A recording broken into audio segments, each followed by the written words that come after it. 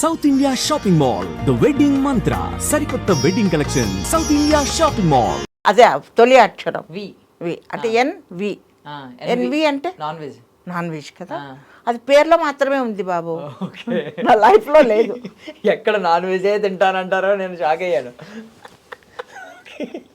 అంటే పేర్లో పెట్టుకున్నాను కదా ఆల్రెడీగా, ఇంకా తినాల్సిన అవసరం లేదు, ఆ తృప్తి చాలన్నమాట. నాన్ వెజ్ అనే తృప్తి పేర్లో ఉంది. తర్వాత ఎన్ విజయ అది అక్కడ వరకు వచ్చింది. లాస్ట్కు లక్ష్మి ఉంది. లక్ష్మిని పేర్లో మాత్రమే ఉంది కానీ నా దగ్గర లేదయ్యా. ఆమె ఎప్పుడు నా దగ్గరికి రాదు, అలా వచ్చినట్లు వస్తుంది, మరి వెళ్ళిపోతుంది. సర్లేమ్మా నీకు ఇష్టం ఉన్నప్పుడు వద్దు, రాకుంటే ఇంకా సరే ఈ మాత్రం జీవితమే చాలు అని చెప్పేసరి పేర్లో అయితే పెట్టుకున్నాను కదా తల్లి, నిన్ను బంధించుకున్నాను చాలు అని అంటారు. అంటే మీరు మీ దగ్గర సరస్వతి ఉండిపోయింది అందుకని లక్ష్మి రావట్లేదు అంతే. అట్లనా? మీరు మీరు అన్ని వాళ్ళిద్దరు సవతులు కనుక ఎలాగూ అందుకే మీ దగ్గర అన్ని కళలు ఉంటున్నాయి కదా ఈ వయసులో. ఐ మీన్ అన్ని ఇప్పుడు కూడా కొత్త కొత్త కళలు నేర్చుకోవడానికి రెడీగా ఉన్నారు మీరు. ఉన్నాను. సో అందుకని ఈ సరస్వతి ఉండిపోవడం వల్ల లక్ష్మి రావట్లేదు. నిజమే, కానీ సరస్వతి ఉన్నంత గౌరవం లక్ష్మి ఉన్న వాళ్ళకు ఉండదు నాన్న. యాక్చువల్గా సరస్వతి ఉంటే లక్ష్మి వస్తుంది అని అంటారు, కానీ నేను ఆశించలేదు. మీకు ఎంతవరకు అవసరమో అంతనే వరకే ఇది చేసుకో, ఆ వచ్చినంతలో కూడా దానాలు చేసుకోవటం, మంచి పనులు చేయటం ఇంతవరకే ఉంది. కానీ అదేదో పెద్ద పెద్ద బంగారం సంపాదించుకోవాలి, ఇల్లు కట్టుకోవాలి, అది కట్టుకోవాలి, ఇది కట్టుకోవాలి అన్నదే ఆశలు అయితే లేవు నాన్న. మనకు తిండి బట్ట అది జరిగి ఒక నలుగురికి ఇది చేసేంత శక్తి ఉంటే చాలు. శుభం సినిమాలో ఎన్ని రోజులు వర్క్ చేశారు? మీ షూట్ ఎన్ని రోజులు? ఫస్ట్ ఒక రోజు చేశాను, ఆ తర్వాత ఒక 10 days మధ్యలో అయిన తర్వాత మరి ఒక 2 days చేశాను. టోటల్లీ ఓన్లీ 3 days 3 days చేశాను. ఆ 3 days చేసిన సీన్స్ అన్నీ కూడా ఉన్నాయి. అది నా మనమడు అంటే గౌరిరెడ్డి అమ్మ శ్రీను, ఆ మనమడి భార్యలోకి వచ్చి అంటే ఆ సీరియల్ మీద ఉన్న మోజును వదులుకోలేక ఆయనతో సీరియల్ వచ్చి అర్ధగంట సేపు ఆవిడలోన వచ్చి చూసి వెళ్ళిపోతారు. ఆవిడ కూడా మీకు పర్ఫెక్ట్ సరిపోయారు. చాలా బాగా చేశారు. అలాగే చేసి కళ్ళు కూడా ఇలాగా పెట్టి ఇలాగా చేశారు. ఆ తర్వాత అది ఇట్లా ఇది విసిరేటప్పుడు కూడా ఆమె దాంట్లోకి వచ్చి నేను వచ్చేసి ఇట్లా చావు అని అన్నప్పుడు కూడా పర్ఫెక్ట్గా బాగా కూర్చోంది. మరి ఇంకా వేరే 2 అమ్మాయిలు అంటే కూడా సరిపోయేది కాదు.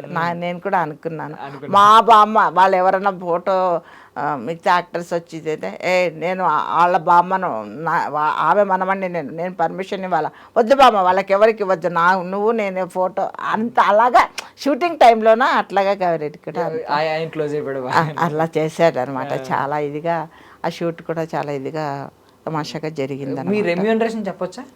రెమ్యూనరేషన్ బాబు నేను ఇంతానని అడగను. ఇప్పుడు సపోజ్ చాలామంది ఇట్లా ఇంటర్వ్యూస్ ఇస్తే కూడా వాళ్ళు ముందు ఇంటర్వ్యూకి రావాలని అంటే డబ్బు ఇవ్వండి, ఎంత ఇస్తారు అని అడగండి అని అంటారు. కానీ నేను అడగను బాబు, ఎందుకంటే వాళ్ళు మనకు విలువ ఇస్తున్నారు, తీస్తున్నారు. వాళ్ళు మీరు ఇస్తే తీసుకొని వద్దు అని అన్నాను, కానీ నేను డిమాండ్ చేయను. అలాగే నేను యాక్ట్ చేసేదానికి కూడా ఒక కాస్టింగ్ డైరెక్టర్ పిలుస్తారు, లేదనంటే ఒక ప్రొడక్షన్ వాళ్ళు పిలుస్తారు. అమ్మ ఎంత తీసుకుంటారు మీరు రెమ్యునరేషన్ అంటారు.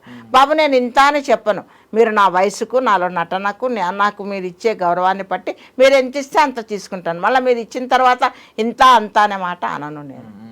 అట్లా 2 నుంచి 4, 5, 6, 8 వరకు స్టాప్ అయ్యి ఒక రోజుకు అంతే. ఇంకా వాళ్ళు ఎంత ఇచ్చినా అంత తీసుకుంటారు. అసలు ఇవ్వనకుండా ఎగరకొట్టిన వాళ్ళు కూడా ఉన్నారు నాన్న. ఒక 40,000 50,000 డబ్బుకై రావాలి నాకు. సరే నా కష్టం నిజమైనదైతే వస్తుంది. అడిగితే ఇంకా తర్వాత ఫోన్ ఎత్తారు, లేకుంటే నెక్స్ట్ క్యారెక్టర్ చెప్పరు.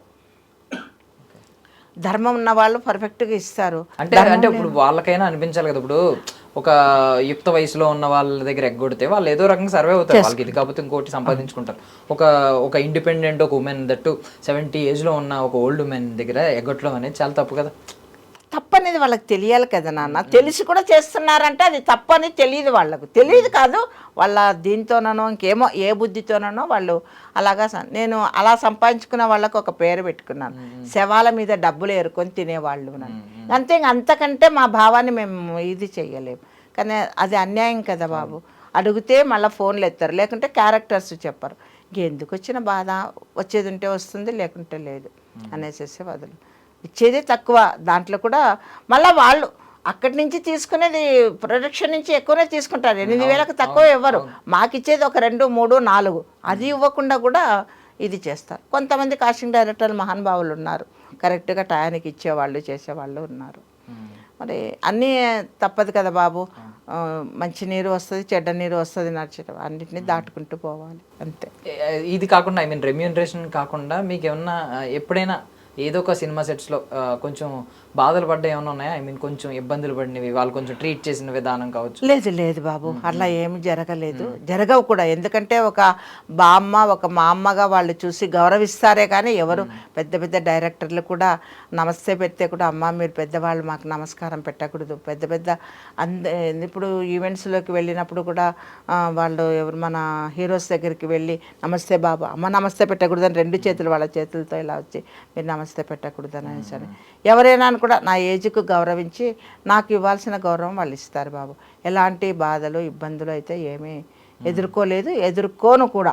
అలాంటివి వస్తే కూడా వాటిని స్థైర్యంగా ఎదిరించే శక్తి కూడా నా దగ్గర. అది మీరు చెప్పక్కర్లేదు, ఈ స్టేట్మెంట్ మాకు మీ లైఫ్ చూస్తేనే అర్థమవుతుంది. ఓకే, సో మీకు బాగా నచ్చిన ఒక పాట పాడండి. చిన్నప్పటి నుంచి మీరు చూస్తున్న మీ టీనేజ్ నుంచి మీరు బాగా విన్న పాటలు ఉంటాయి కదా, రేడియోలో విన్న పాటలు కావచ్చు, బాగా పాట పాడితే గాడిదలు వస్తాయి బాబు. ఎందుకంటే నాకు పాటలు అంత ఇది, గాడిద పాలకి డిమాండ్ ఎక్కువ ఉందంట, వచ్చిన వాళ్ళు మేము పాలు పెట్టుకుని అమ్ముకుంటాను. చెప్పండి. ఎందుకంటే పాటలతో అంత టచింగ్ లేదయ్యా.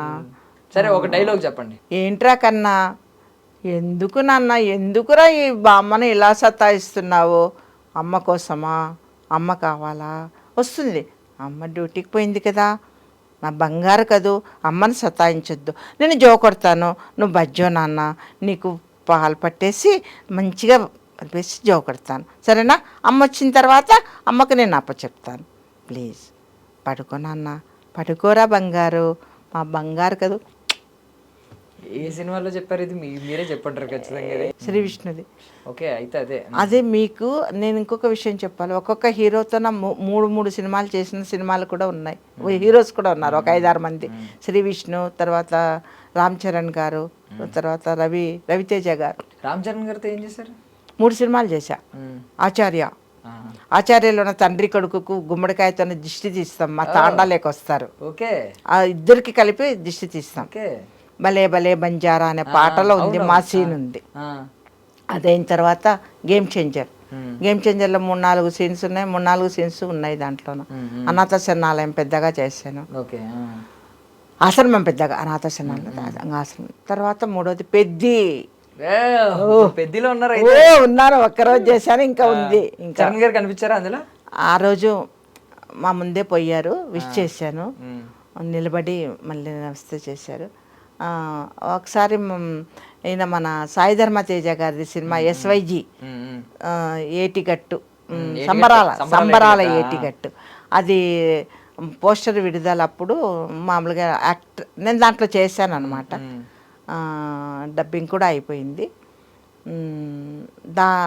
ఆ ఫంక్షన్కి పోయినప్పుడు ఇంకా బాబామర్దులే కదా వాళ్ళు ఇద్దరు ఒకటే చోట కూర్చొని ఫస్ట్ ఆయనను సాయిధర్మ తేజని పలకరించాను వచ్చిన వెంటనే. తర్వాత ఈయన వచ్చిన తర్వాత వాళ్ళ వెనక రోలోనే కూర్చున్నాను. ఇద్దరికి వెనక వెళ్ళి వాళ్ళని విష్ చేసి మాట్లాడి ఆయనతో చెప్పాను, మీ సినిమా అప్పటికి ఇంకా పెద్ద చేయలేదు, ఇంకా రాలేదు, 2 సినిమాలు చేశాను. అవునవును అది గుర్తుండదు కానీ అవునవునమ్మ, నమస్తే పెడితే నమస్కారం, ముద్దు పెట్టొద్దండి. నేను 2 చేతులు తన చేతితో పట్టుకొని మాట్లాడారనమాట. చరణ్ గారి గురించి ఎప్పుడు ఒకటే ఉంటుంది ఏంటంటే, ఆయన చాలా ఒబీడియంట్గా ఉంటారు, అంటే చాలా తగ్గించుకుని ఉంటారు, అందువల్లే తండ్రికి తగ్గ తనయుడు అంటారు అని అంటూ ఉంటారు. మీరు అబ్జర్వ్ చేశారు కదా ఈ 3 సినిమాలు, ఎలా ఉంటారు అసలు? చాలా, అది చెప్తున్నాను కదా, అక్కడి వరకే. ఇంకా పెద్దలను చూస్తే ఆ గౌరవము ఆ ఇది ఉంటుంది. తర్వాత యాక్ట్ చేసేటప్పుడు అది ఎంతవరకు దీని వరకే ఉంటుంది, ఎక్కువ ఇది చేయటం అది కావడం. ఇప్పుడు చిరంజీవి గారిని చరణ్ గారిని పక్కనే చూసారు మీరు, నేను అప్పుడు చేశాను. ఎలా వాళ్ళిద్దరి మధ్య బంధం మీకు ఆ షార్ట్ టర్మ్లో, ఆ షార్ట్ టైంలో ఏమనిపించింది? తండ్రి కొడుకు ఎలా ఉన్నారు కలిసి? ఇప్పుడు అక్కడ తండ్రి కొడుకులుగా కాదు వాళ్ళు రావటం, అక్కడ ఇద్దరు యాక్టర్స్గా వాళ్ళు ఒక దీంట్లోన వాళ్ళు ఏ పోర్షన్ వేసారంటే దాంట్లో తండ్రి కొడుకులు కూడా ఇద్దరు ఒకటే. ఆ బలే బంజారా చేసినప్పుడు కూడా డాన్స్ పాల్గొన్నానయ్యా. డాన్స్ మధ్యలో కాదు, వాళ్ళు మా ఇంటికి మా తాండాలోకి వస్తారు, వచ్చినప్పుడు ఇది చేస్తాం. తర్వాత డాన్స్ చేయలేదు కానీ వాళ్ళు చేస్తున్నప్పుడు మా తాండాలో చేస్తుంటారు. ఇక్కడ దగ్గర రామ్ చరణ్ గారికి దగ్గర మా తాండా పెద్దను కదా అక్కడ. తర్వాత మంచం మీద మేము పెద్దలమందరం కలిసి అట్లా డ్యాన్స్ చేసే టైంలోన మేమందరము ఉంటామన్నమాట, మా తాండా వాళ్ళమందరం ఉంటాము. అప్పుడు చిరంజీవి గారి భార్య వచ్చారు, రామ్ చరణ్ గారి భార్య కూడా వచ్చారు ఆ షూట్ చూడడానికి.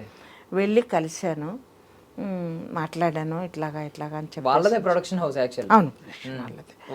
అక్కడైతే పేమెంట్లు వచ్చినాయా టైంకి? వచ్చేసారు. సో ఇద్దరు ఎవరు డాన్స్ బాగా చేశారు? డాన్స్ అంటే ఇప్పుడు ఆయన ఇది ఆయనదే, ఈయన ఇది ఈయనదే. అందులో ఆయన వయసుకు ఈయన వయసుకు ఇది, అంత వయసులో కూడా ఈయనని బీట్ చేశారు ఆయన.